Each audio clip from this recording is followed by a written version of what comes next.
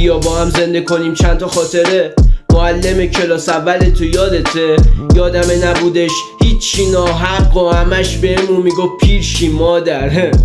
تو جوونی پیر شدم خانوم، گذشت و آرزوام هیچ شدن آروم. از فکر کار و پول خسته شدم، بچگیم تو فکر آینده گذشت. بگذریم کلاس دوم بود، شیطون ضربان قلب تون بود.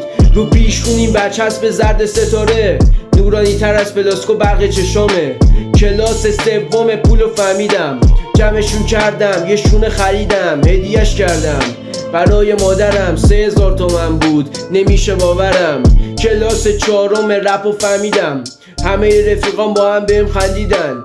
یاد گرفتم و ادامه دادم، نمیخواستم تو این دنیا اضافه باشم. پنجم و شیشم و بگذریم، هفتم بزرگ شدم و رفتم کنار مردم. دینو فهمیدم و دیدم خداست با من، از طرز فکرم فهمیدم جداست راهم. هشتم گذشت و یادم داد اون میگذره مثل برق و باد. یاد گرفتم قدر بدونم، غم نخورم سخت بمونم. آخرای نهممه، دوست دارم بفهمنم درستمه. میرم دبیرستان سال بعد، درس امسال بمونه واسه بعد.